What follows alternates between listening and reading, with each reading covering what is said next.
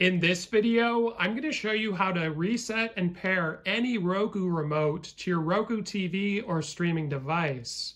So if you have an old remote like I do, it's old because it doesn't have the microphone at the top, then what you can try to fix any issues with it is to replace the batteries, as well as ensuring the infrared light from the remote is in direct line with your actual streaming device or TV, because if there's any obstructions, it won't work that well.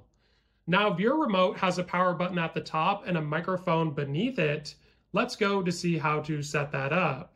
So your remote will have a pairing button beneath the batteries under the back cover. So what you want to do is press and hold that button, the pairing button, for about 5 seconds.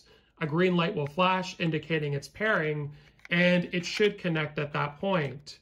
Now, if you're having problems, let me show you what can also happen here. So you can also try putting batteries into the remote or charging it, then try pairing it using the pairing button, and your remote will be ready for setup once that green light blinks. Now let's go back and I'll show you the other one here. So if your remote has the microphone left of the power button, let's see what you have to do. So you might have a slip on the back of your remote, so you want to pull that out.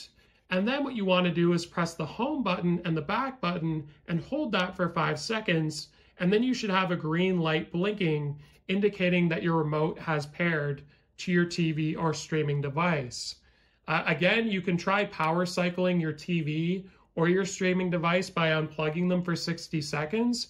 If neither of these things work, plugging them back in and then repeating these steps depending on your remote.